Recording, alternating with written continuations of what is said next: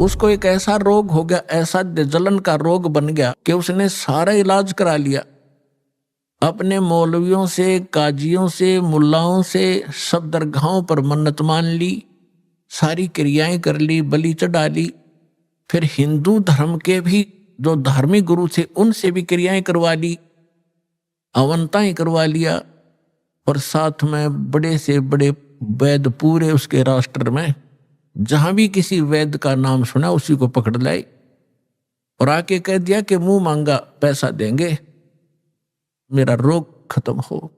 तो वो वैद्य कहते हैं जी हम ऐसी औषधि इस रोग की दे रहे हैं कि अग्नि को भी बुझा देंगे, आपको तो जलन है सिंपल, लेकिन आपका ये दवाई काम नहीं कर रही, हम भी हैरान हैं। तो पुण्यात्माओं, औषधि का काम अपने सत्र का होता है, और संस्कार जब जीव के बिगड़ जाते हैं औषधि रिएक्शन करना लग जाती है। और जब आपको सही शरण मिलती है परम संत की, परमात्मा पूर्ण की, और अब भक्ति दी जाती है, तो भक्ति आप करने से फिर वही मेडिसिन काम करने लग जाती है, और बगैर मेडिसिन के भी परमात्मा ठीक कर सकता है। वो आपकी श्रद्धा पर निर्भर करता है।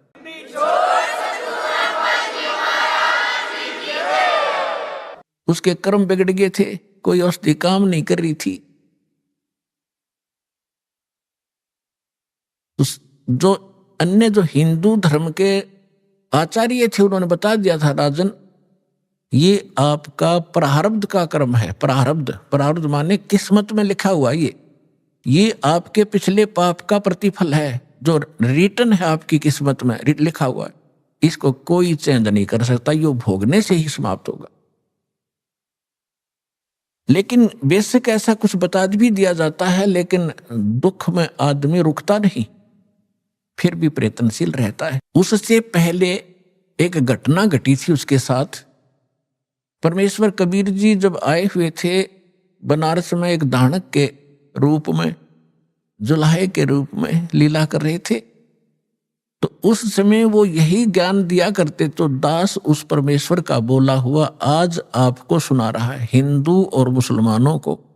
जो दास आज बता रहा है परमात्मा 600 वर्ष पहले सुनाया करते थे। उस समय आप शिक्षित नहीं थे, जिस कारण से परमात्मा के साथ बहुत घनी बदतमीजियां हमने करी और हमारे गुरुओं ने करवाई। वो ये कहा करते ये धानक है, दुल्हा है, ये सदग्रंथों को जानता नहीं, क्योंकि ये संस्कृत पढ़ा नहीं, और संस्कृत पढ़े बिना सदग्रंथ समझ नहीं आती, सारी झूठ बोलता है। तो हमारे यह बात पक्की जचेगी कि कबीर जी अशिक्षित हैं, ये सदग्रंथ नहीं जानते, झूठे बोलते होंगे। तो आज परमात्मा ने सबसे पहले आप पर रहम कराया। 1947 में भारत आजाद हुआ, 1951 में दास को यहां भेजा। उसके बाद फ्लड आ गई शिक्षा की हिंदुस्तान में। नहीं, हमने हमारे उस समय मुझे मालूम है हमारी 2 सिस्टर तो बगैर पढ़ाई छोड़ दी कि ना हम नहीं पढ़ाएंगे। लड़कियों को तो आसपास भी नहीं, लड़के भी हमारी नंबर आया था पढ़ने का, उससे पहले सभी अशिक्षित थे। तो कहने का भाव ये है कि परमात्मा ने ये जो शिक्षा है या एक आग है, ये इस जीव की नाशक है। इसने नैतिकता का नाश कर दिया, आपस में शिष्टाचार खत्म कर दिया।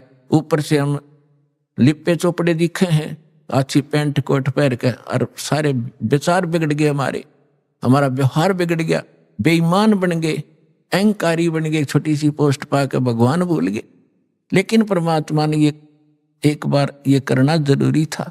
मालिक को मालूम था कि ये तो आत्मा है, इसको ज्ञान होगा, फिर ये छोड़ देगी उन बुराइयों को। शिक्षा करना जरूरी था। तो ये शिक्षा आपको आज ईब काम आई है, बाकी रोजी रोटी के लिए विशेष नहीं है। ये लाखों बच्चे पढ़ते हैं और नौकरी कितनों को मिलती है? 1 वर्ष में करोड़ों बच्चे हिंदुस्तान में शिक्षा ग्रहण करके फारिग होते हैं। ये MA BA करके, BSc करके, BCom करके, और कितनों को सर्विस मिलती है? कोई बात नहीं, 2 रोटी भगवान ने देनी है, पूर्व निर्धारित है, वो तो वही मिलेगा। जब तक आप इस शरण में नहीं आओगे तो आपको केवल वर्क डन ही, पिछला संस्कार ही मिलता रहेगा। और यहाँ आने के बाद ये कर्म की रेख बदल देता है, वो समर्थ है। ना भाग में हो तो लिख देगा आपके। 2 रोटी का इसके दरबार में कोई कमी नहीं। कमी रहेगी तो आपकी नीयत में रहेगी, आपकी श्रद्धा में रहेगी। तो उस समय परमात्मा ये ज्ञान सुनाया करते थे। हिंदू और मुसलमानों के जो पीर गुरु थे परमात्मा के दुश्मन बन गए कि ये तो हमारे धर्म का विरोधी है, ये ब्रह्मा विष्णु महेश को नासवान बताता है, इनके माता पिता बताता है, ऐसा करता है। ऐसे काजी और मुल्लाओं को परमात्मा लताड़ा करते थे कि तुम साधना गलत बता रहे हो। उनको कहा करते थे, एक मुल्ला मस्जिद में कुके एक पुकारे बोका, इनमें कौन सिरे को जागा, हमको लगा धोखा। अब तुम बकरीद मनाते हो, बकरे को हलाल करते हो, एक बकरा तो वहां मिमा रहा, अपनी जान जा रही है, रो रहा है, म्या म्या कर रहा है, और एक मुल्ला कोक रहा है मस्जिद में, हे अल्लाहू अकबर, हे अल्लाहू अकबर, इस बकरे की रूह को स्वर्ग में स्थान देना। जैसे उस मुल्ला के बाप का नौकर है वो भगवान, उसके कहने तो उसने स्वर्ग में भेज देगा उस बकरे की आत्मा ने। परमात्मा कहते हैं, जय यारू तय भिष्ट पिठाई तो कर तदबीर कबीला भाई। अगर तुझे डेफिनेट कॉन्फिडेंस है इस बात का कि ऐसी क्रिया से ये बकरे की आत्मा भिष्ट में चली जाती है, तो अपने परिवार ने करके दिखा, तो किसी एक इस तरह भेज उसको स्वर्ग में। तो इस तरह की परमात्मा की कड़वी सच्चाई को वो बालक सहन नहीं कर सके, विरोधी बन गए। इसी प्रकार हिंदुओं को समझाया करते थे कि पांडे निपुण कसाई संतो, ये पांडे निपुण कसाई, ये बलि चढ़वाओ देवी कह के, काली कह के, भैरव कह, और ये गलत साधना बता रहे तुम्हारे को, शास्त्र विरुद्ध साधना दे। तो दोनों दुश्मन बन गए। और परमात्मा इन मुसलमानों को कहा करते और हिंदुओं को कहते थे, नहीं है दारमदारा, वहां तो नहीं है दारमदारा, उस दरगाह में धर्म राय है, लेखा लेगा सारा, मुल्ला कुक के बंग सुनावे ना बैरा करतारा। और फिर परमात्मा हिंदुओं ने कहा करते थे कि वेद पढ़े पर भेद न जाने, ये बाँचे पुराण 18, और दड़ के आगे भोजन धर्या और भूल गया सृजनारा। एक पत्थर के मूर्ति का भोग लगाता फिर है, और भगवान ने भूला बैठा है, और बात कर मैं वेद का ज्ञाता हूं। खाक पड़ा तुमने वेद, वेद में लिखा कहीं ऐसी क्रिया करो। तो इससे वो सबक शुद्ध हुए और विरोधी कर दिए सारे मुसलमान उन पीरों और मुल्ला और काजियों ने कि कबीर काफिर है, हमारे धर्म की तौहीन करता है, ये मांस खाने को भी मना करता है, हमें राक्षस बताता है। एक दिन सिकंदर लोधी चला गया वहां पर बनारस में, काशी में, क्योंकि वो पूरा सम्राट था। दिल्ली के बादशाह के अंतर्गत सभी छोटे नरेश नवाब आते थे। तो वीर देव सिंह बघेल काशी का नरेश था। वो राजा सम्राट यानी दिल्ली के बादशाह के अंतर्गत था, जैसे आजकल अन्य स्टेट हैं, लेकिन सेंटर में हमारे प्रधानमंत्री के अंतर्गत आते हैं। ऐसा वो प्रधानमंत्री समझ लो उस समय। तो वहां जाते रहते थे, अपने अन्य नवाबों के पास कुछ टैक्स वैक्स लेते थे वहां से, और उन वहां की पब्लिक की कुछ ग्रीवेंसेज भी सुना करते थे। मुल्लाओं को, काजियों को पता चला कि हमारा बादशाह आया है मुसलमान, क्योंकि वो हिंदू था इसलिए वो उसको कंप्लेंट नहीं कर पा रहे थे कि ये नहीं सुनेगा हमारी, बादशाह आ गया। सारे मुल्ला काजी इकट्ठे होकर हजारों की संख्या में जाकर लागे नारे लाने। सिकंदर लोधी ने पूछा, भाई बताओ क्या बात है। उन्होंने बताया, जी एक काफिर है हिंदू, नाम कबीर है, जुल्हा के घर जन्म है, और वो हमारे धर्म की बेइज्जती करे, अपने आप को भगवान बताता है। वो कहता है हम या लखला है कुतुब गोस और पीर, गरीबदास खालिक दनी, हमारा नाम कबीर, मैं वो अल्लाहू अकबर हूँ। भगवान ऐसा कहता, हमारा तो जीना हराम कर दिया है, हमारी तकती नाक काट दी उसने। अब सिकंदर लोधी ने कहा कि लाओ पकड़ के, तो 10 सिपाही लाए पकड़कर परमात्मा को। और सिकंदर लोधी राजा था। राजा लोग पिछले पुण्यकर्मों से ही बनते हैं, इनके अंदर जगह होती है, भगवान से थोड़ा सा डर भी होता है। तो उसने सोचा साधु संत फकीरों को बेमतलब दुखी नहीं करना चाहिए, लेकिन जनता के सामने राजा विवश होता है, अगर इसको कोई दंड नहीं दूंगा तो ये लोग मेरा विरोध करेंगे। इसलिए उसने कहा कि आप अपने आप को खुदा कहते हो। हमारे हजरत मोहम्मद जी ने एक गाय को मारकर वचन से और जीवित कर दिया था। यदि तू अल्लाह है और यह अल्लाह का रसूल है, पैगंबर है, तो इस गाय को हम कत्ल करेंगे, इसको जीवित करना। तो वहां पूरी सभा के अंदर एक गाय कत्ल कर दी। गर्भवती गाय थी, 4 टुकड़े हो गए मां बेटों के। और सिकंदर लोदी ने कहा कि अब करके दिखा जीवित इसको, नहीं तो तेरी गर्दन काट दूंगा। परमात्मा बोले कि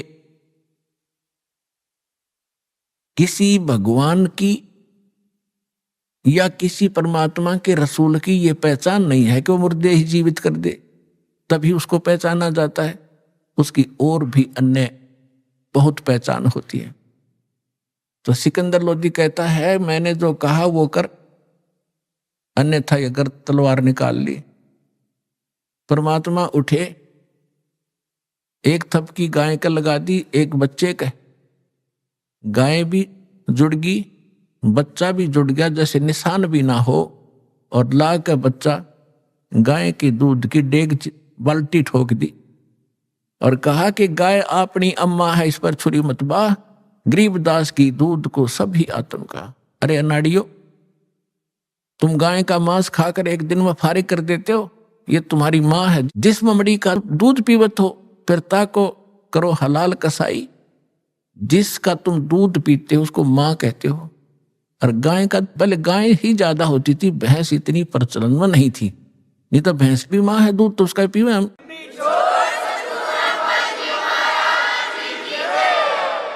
और फिर तुम इसका दूध पीते हो, फिर इसको मारकर खाते हो। तुम्हारी दया को चोर ले गए। तो उस समय सब कांपे खड़े खड़े, क्योंकि ऐसा चमत्कार। सिकंदर तक कांपे, सन्नाटा छा गया। सारे जो बकवास कर रहे थे, जो नकली ढेड थे वो तो चले गए। वो जो मुखिया थे, शेष जितने वहां लाखों हजारों लोग इकट्ठे थे, सबने पर जय जयकार करी कबीर भगवान की और दीक्षा ली उस परम पिता से और अपना कल्याण करवाया। सिकंदर लोधी ने चरणों में लेटकर दंडोत प्रणाम की कि मुझे माफ करो परवरदिगार, मैं पहचान नहीं पाया आपको। परमात्मा बोले ठीक है चल। पालकियां बिठा के परमात्मा को पालकियों में आदर के साथ, सत्कार के साथ उनके घर छोड़कर आए झोपड़ी में। ऐसे समर्थ थे कबीर भगवान। तो गाय जीवित करी, मोर ध्वज का पुत्र ताम्र ध्वज श्री कृष्ण ने जीवित कर दिया, वहां गाय जीवित करी। और सुनाता हूं कथा आगे।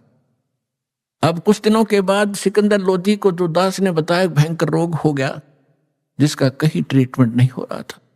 किसी ने बताया कि काशी के अंदर एक बहुत बड़े महापुरुष रहते हैं, वो आशीर्वाद मात्र से स्वस्थ कर देते, मरता क्या नहीं करता। तो फिर से सिकंदर लोधी कई वर्षों के बाद काशी पहुंचा। जब काशी पहुंचा तो वहां का राजा वीरदेव सिंह बघेल कबीर परमेश्वर का शिष्य हो चुका था। उनकी शक्ति और ज्ञान से वो परिचित हो चुका था। सिकंदर लोधी के आगमन पर उसने उसकी जो आओ भगत के लिए बहुत सुंदर मेज के ऊपर काजू, किशमिश, सेब, संतरे, दूध, खीर, हलवा, बड़ी, कचौड़ी, पूरी मेज भर रखी। सिकंदर बैठ गया और कहा, वीर सिंह मैं तेरे अतिथि सत्कार से मैं प्रसन्न हूं, लेकिन मैं खा कुछ नहीं सकता, मेरे खाए कर मान लेना।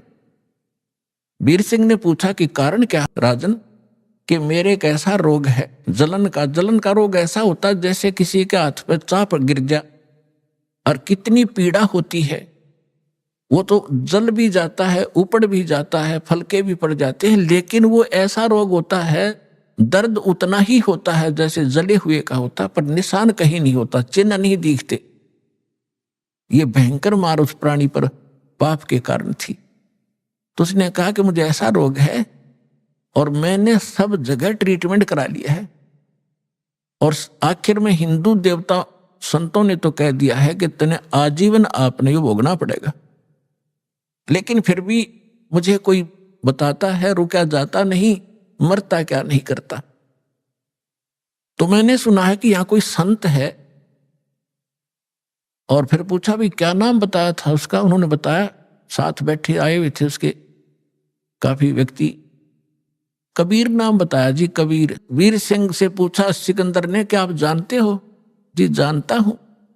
सचमुच आज आप ठीक ठिकाना आ गए, भगवान आपका रोग नहीं रहेगा, आप ऐसे ऐसे स्थान पर आए। अब आशा की किरण जागी, बड़ा खुश हुआ, कहने लगा वीर सिंह ला बुला के जल्दी बुलवा उसको। अब वीर सिंह शिष्य किसका? परमेश्वर का। अब गुरु को बुलाने का आदेश वीर सिंह दे तो उसकी भक्ति नष्ट। अब उधर से राजा का आदेश ना माने तो उसकी राज खत्म। अब दो पाटों के बीच फंस के खड़ा हो गया। फिर बुद्धि से काम लिया। उसने कहा कि जो आज्ञा महाराज आपकी श्रोधार्य होगी, लेकिन मैं उनका शिष्य हो चुका हूं और मैंने ज्ञान प्राप्त किया है। ज्ञान में सुना जाता है कि संत को बाई ऑर्डर नहीं बुलाना चाहिए, और यदि हमने बाई ऑर्डर बुला लिया और उन्होंने आकर के रजा बख्शी नहीं तो क्या फायदा बुलाने का, बैठे रहेंगे वो यहां पर। तो सिकंदर ने कहा क्या करना चाहिए आप देखो जी, कि चलो फिर वहीं चलते हैं, उसी के उनके आश्रम पर चलते। वीर सिंह ने बताया जी उनका आश्रम अपना नहीं है, वो तो अपना एक गृहस्थ जीवन जीकर जो दिखा रहे हैं, जुलाए हैं, उनका काम करते हैं। लेकिन एक आश्रम है उनके गुरु का, रामानंद जी का, वहां आते हैं वो इस समय। ये समय उनका उनकी आरती में शाम में डेली शामिल होने का है, और वहां आएंगे वहीं मिल लेंगे। सिकंदर ने कहा बहुत अच्छा बहुत अच्छा, चलो चलते हैं, हम स्वयं ही चलते, मरता क्या नहीं करता। तो चल पड़े वीर सिंह बघेल और साथ में सिकंदर लोधी और कुछ सैनिक बॉडीगार्ड। लेकिन साथ में उसके एक उनका धार्मिक गुरु आया था, शेख तकी नाम था सिकंदर के धार्मिक गुरु का, और पूरे हिंदुस्तान का वो कंट्रोलर था सब मुसलमानों का। और सिकंदर लोधी का धार्मिक गुरु था, इस करके वो उसको साथ रखता था कि सारे मुसलमान इसके साथ, इसके संकेत से सब चलते हैं लोग, क्योंकि हम पहले से धार्मिक लोगों के अधीन रहे, उनका सत्कार विशेष किया करते। लेकिन ये दुरुपयोग कर गए हमारा, इन्होंने हमारा नाजायज फायदा उठाया, इनको कुछ पता था नहीं, हमें लड़वा के मारे जाते आपस में। हिंदुओं वाले कहते मुसलमान बुरे हैं, मुसलमान वाले गुरु कहते हिंदू काफिर हैं, और लड़ मरो। बुरे जो हैं वो हिंदू भी हैं और बुरे हैं वो मुसलमान भी हैं, अच्छे हैं वो हिंदू भी बहुत हैं और मुसलमान भी बहुत हैं। तो कोई जीव मजहब धर्म के कारण बुरा नहीं होता, कर्म से बुरा होता है। तो दोनों चल पड़े। रामानंद जी की थोड़ी ही आपको यहाँ एक थोड़ा कुछ हेडलाइन सी सुनाऊंगा, सारी नहीं। परमेश्वर कबीर जी 5 वर्ष की लीला दिखा रहे थे, लीला में आयु। स्वामी रामानंद जी ब्राह्मण जाति में जन्मे थे, बड़े विद्वान प्रसिद्ध थे, 4 वेदों, 18 पुराण, 11 उपनिषद, महाभारत, गीता, इन सब को कंठस्थ याद कर रखा था। और 104 वर्ष के हो चुके थे जब परमात्मा 5 वर्ष के थे, और 5 वर्ष की आयु में परमात्मा ने उसके 104 साल के विद्वान पंडित के छक्के छुड़ा दिए थे, ज्ञान में नतमस्तक हो गए थे वो। और फिर दिखाया था कि हम ही अलखला है कुतुब गोस और पीर, गरीबदास खालिक धनी हमारा नाम कबीर, ए स्वामी सृष्टा में सृष्टि हमारे तीर, दास गरीब अधर बसूं वहां रहता हूं सतलोक में, मेरा नाम कबीर। इस बात से रामानंद क्षुब्ध हुआ था कि तू दानक का बेटा, जुलाहे का पुत्र, मांग के रोटी टुकड़ों पर पलने वाला व्यक्ति अपने आप को भगवान कहता है। तो परमात्मा ने उसका भ्रम तोड़ा था और सतलोक लेकर गए थे, जहां मालिक रहते हैं सचखंड में। वहां देखा था वही धानक रूप में, एक पहले एक देखा, दूसरा रूप में परमात्मा विराजमान थे, और फिर जाकर उस तख्त पे बैठे भगवान खड़े हो गए थे, और नीचे से 5 वर्ष का वो धानक का बेटा गया था, वो सिंहासन पर विराजमान हुआ था। और फिर वो तेजों में शरीर उसी में समा गया था, वो भगवान जो दूसरा ओरिजिनल भगवान दिखा था। और फिर उसको वापस छोड़ा था रामानंद जी को, जब कहा था 2 ठौड़ है एक तू भया एक से तो, और गरीबदास समकार ने तुम आई हो मगजो। बोलत रामानंद जी सुनो कबीर करतार, और गरीबदास सब रूप के तुम ही सृजनहार। मैं भक्ता मुक्ता भया कर्म कुंड भयो नाश, और गरीबदास निज ब्रह्म तुम पूर्ण ब्रह्म आप ही हो, मेरा हुआ दृढ़ विश्वास। तो उसके बाद रामानंद जी ने सभी ब्राह्मणों से कह दिया था भगवान आगे भाई, और ऋषि 1400 तो ऋषि बना रखे थे उस महापुरुष ने, लेकिन वो नकली थे, वो चले गए, कुछ रह गए, तो अपना थोड़े बहुत उसके संपर्क में रहे, लेकिन उन्होंने तो भगवान के लिए निकले थे, परमात्मा उनके सामने खड़े थे, उन्होंने परमात्मा के चरण पकड़ लिए 5 वर्ष के बालक के 104 साल के ब्राह्मण ने। तो उसके बाद रामानंद जी को पूर्ण विश्वास हो गया था कि मैं गलत रास्ते चल रहा था और भगवान के लिए मैं भटक रहा हूं, मुझे भगवान मिल ही गया, मैंने समाज से क्या लेना, रहो तो रहो ना जाओ। परमात्मा के ज्ञान से पता चलता है आज हम हिंदू हैं, मृत्यु के बाद हम मुसलमान के घर भी जन्म ले सकते, फिर हम हिंदुओं के साथ लड़ रहे होंगे, ये हमारा ज्ञान है, बच्चों जैसी बात कर रहे। तो रामानंद जी ने इस आधार से अपना आश्रम वहीं बरकरार रखा था, वो चेले चाले चले गए थे, थोड़े बहुत रहे थे। तो डेली आरती करा करते थे, शाम के समय परमात्मा भी वहां जाते थे कबीर साहब। तो सिकंदर लोधी और वीरदेव सिंह बघेल जब वहां पहुंचे, वो पहले चले गए समय से, क्योंकि उसका तो लगन लाग रही थी, चल वीर सिंह जल्दी चल। वो घंटा आध घंटा पहले चले गए। तो गेट पर खड़े थे जो रामानंद जी के सेवक, तो गेट कीपर से पूछा, वीरदेव सिंह को पता था कि स्वामी रामानंद बेशक से परिवर्तन इनमें हो गया है, लेकिन मुसलमानों से अब भी नफरत करते हैं, अन्य कास्ट वालों को तो अब नहीं ये नफरत करते, हिंदुओं को, मुसलमानों से अब भी घणे नफरत करते हैं और आश्रम में प्रवेश नहीं करने देते, और यदि मैं एज इट इज ले जाऊंगा तो मुझे हानि कर देंगे और मेरे गुरुजी भी नाराज हो जाएंगे। इसलिए उसने गेट कीपर से कहा, सेवक जो खड़ा था पैरे पे, कि भाई ऐसे ऐसे बताओ, दिल्ली के बादशाह सिकंदर लोधी जी आए हैं और वो कबीर साहब से मिलना चाहते हैं।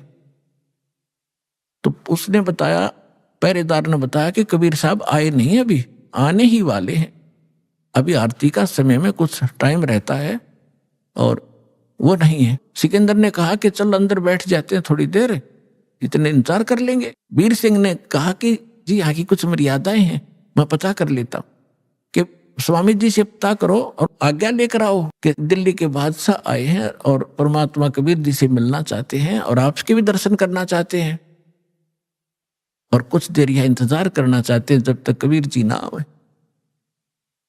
तो पहरेदार अंदर चले गए और गर्मियों का मौसम था, बाहर ही बैठे थे कोने में, अपने आश्रम में वृक्ष बहुत लगे हुए थे।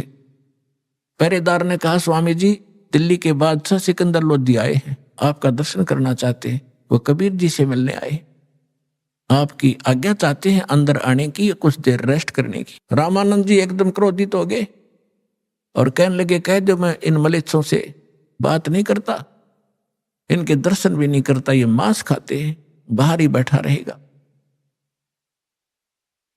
अब ये वहां से सुनाई भी दी थी उनको भी, वीर सिंह को भी और सिकंदर लोधी को भी, जो स्वामी जी ने आवाज निकाली और आके फिर पहरेदार ने बता दी कि जी ऐसे ऐसे कहा, स्वामी जी ने मना कर दिया कि मुसलमानों को हम आश्रम में प्रवेश नहीं करने देते, बाहर इंतजार कर लेगा।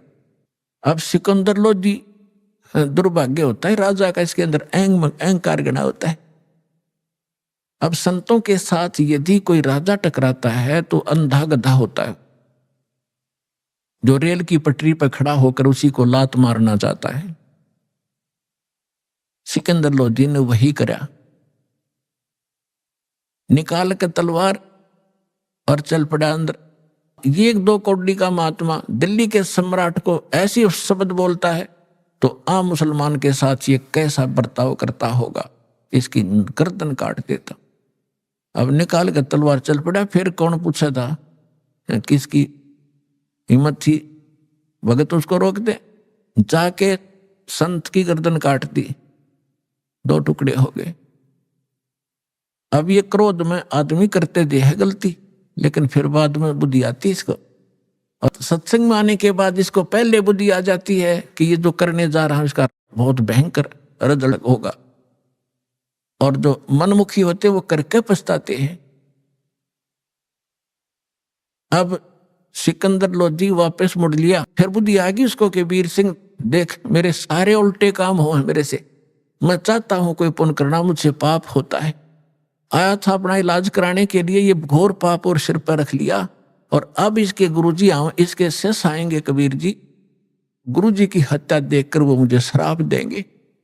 आप बता रहे को बहुत बड़े, बहुत ताक शक्तिशाली और बड़े समर्थ है।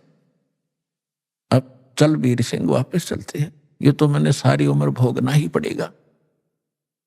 अब वीर सिंह क्या बोल रहा है, वो राजा, वो नरे, वो छोटा, वो सम्राट आगे आगे चल पड़ा। जो ही बाहर निकले आश्रम से परमात्मा आ रहे थे। वीर सिंह ने कहा महाराज जी तो आ गए जी, ये सामने आ गए। अब वीर सिंह ने दंडवत प्रणाम किया। अब सिकंदर लोधी डरा हुआ था कि ऐसे समर्थ बताते हैं मेरे से अपराध भी हो गया है, तो डरते ने उसने भी दंडवत प्रणाम किया। तो परमात्मा कहते हैं एक तीर से दो शिकार किए दाता ने। एक तो रामानंद जी के अंदर त्रुटि थी, वह ठीक करनी थी, और जब तक अधीन प्राणी नहीं होगा, विनम्र नहीं होगा, हृदय से पुकार नहीं करेगा, तब तक आशीर्वाद काम नहीं करे। अब जब तक यह घटना ना घटती, सिकंदर लोधी के अंदर इतनी नम्रता नहीं आती, और परमात्मा भी उसके ट्रीटमेंट में जानकर नहीं कर पाते, क्योंकि वो करते नहीं ऐसे व्यक्ति को जब तक वो विनम्र नहीं हो ले। तो सिकंदर लोधी ने दोनों दंडवत प्रणाम की वीर सिंह ने, तो परमात्मा ने दोनों के सिर पर हाथ रखा और कहा कि इस भिखारी के सामने दो दो नरेश आज कैसे प्रणाम कर रहे हैं, मेरी खैर तो है। तो ऐसे उन्होंने सिर पे हाथ रखा था, और सिकंदर लोधी का वो रोग सुमंत्र हो गया तुरंत। बोलो सतगुरुदेव की जय हो, कबीर भगवान की जय हो।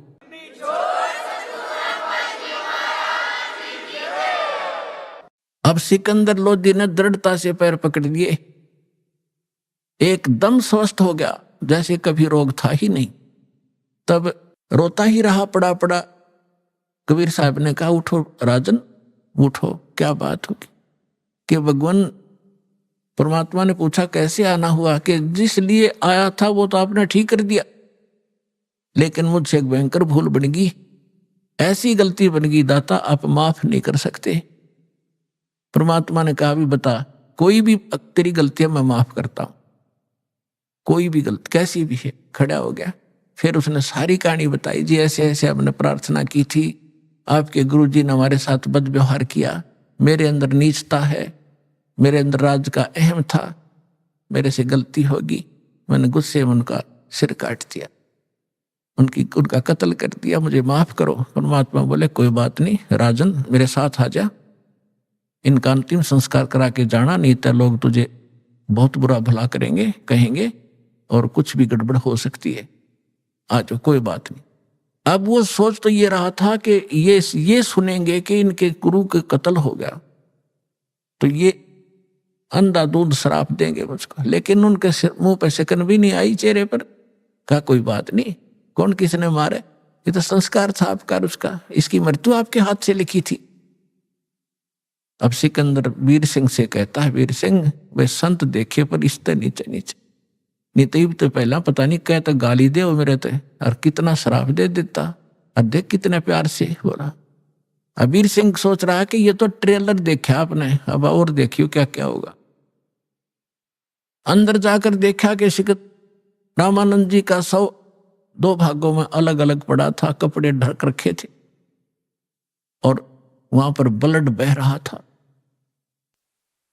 सब जब कबीर साहब अंदर गए तो वहां सेवक जो रहते थे वो दौड़कर आए, कहा कि कबीर जी सिकंदर लोधी ने गुरु जी का कत्ल कर दिया आज, राजा दिल्ली के बादशाह ने। तो परमात्मा ने कहा रे भले आदमियों, तुम आज तक ये नहीं समझ सके भगत होकर के कौन किसने मारता है, कोई संस्कार था इनका, और कोई बात नहीं, हो गया सो हो गया, बात ने बढ़ाया नहीं करते।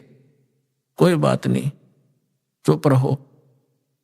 अब इतने में पीछे पीछे सिकंदर लोधी वो आगे, उसको देखकर फिर डर गए सारे, ये फिर आ गया भाई। अब परमात्मा ने चरणों की तरफ, एक पुण्यात्मा हमें शिक्षा दे रहे हैं भगवान कि गुरु के प्रति इतने समर्पित होना चाहिए आप जी ने। वो तो मालिक थे, उनको जरूरत नहीं थी गुरु की, लेकिन हम दासों का उद्धार गुरु के प्रति ऐसी श्रद्धा बिना हो नहीं सकता। दंडवत प्रणाम किया पैरों की तरफ और फिर खड़े हुए और कहा, गुरुदेव उठियो, आरती का समय हो गया और आपके दर्शनार्थ दिल्ली के बादशाह आए। इतना ही कहा था भगवान ने, वो धड़ के ऊपर शीश आके अपने आप लग गया। निशान भी नहीं दिखाई दिया कि सचमुच ये कटा था कि नहीं कटा था। बोलो सतगुरुदेव कबीर साहेब की जय।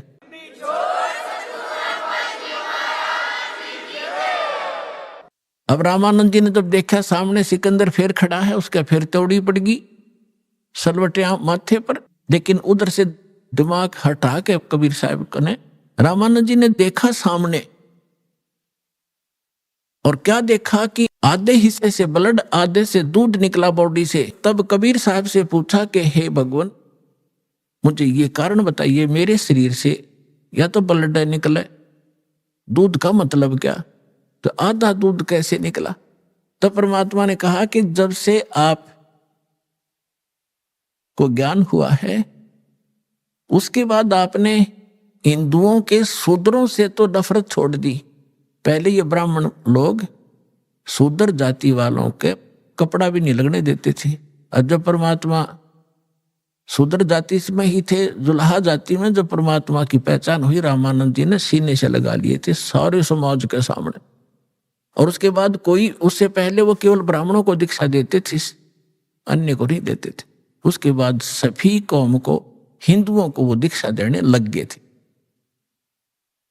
अब परमात्मा ने बताया कि स्वामी जी, हम परमात्मा को तभी प्राप्त कर सकते हैं जब हमारे अंदर से राग और द्वेष दोनों नाश होंगे। आप हिंदुओं से तो नफरत करना छोड़ चुके हो, शूद्रों से, लेकिन मुसलमानों से अभी नफरत करते हो। परमात्मा के सब बच्चे हैं आपके, आज तक आप भी यही सोच रहे हो कि ये मुसलमान और ये हिंदू है। उस मालिक के जीव हैं हिंदू और मुसलमान, यह हमने अलग से अपनी पहचान बनाकर हम दो बनकर दुखी हो रहे। 1 घंटे तक परमात्मा ने इसी विषय पर सत्संग सुनाया। रामानंद जी की आंखों में आंसू पड़ने लगे, कहने लगा, भाई मैं घना निकम्मा आदमी था, आज तक मेरे अंदर ये दोष बरकरार था, आपने मेरी आंख खोल दी। खड़ा होकर उस महापुरुष ने सिकंदर लोधी को सीने से लगा लिया कि बेटा मेरी घड़ी भूल थी, आज मेरी आंख खोल दी मेरे बच्चे ने, भगवान है ये, लेकिन आज मेरी वो सारा दोष भी समाप्त हो गया। आज के बाद मैं किसी के प्रति कोई नफरत नहीं रखूं। बोलो सतगुरुदेव।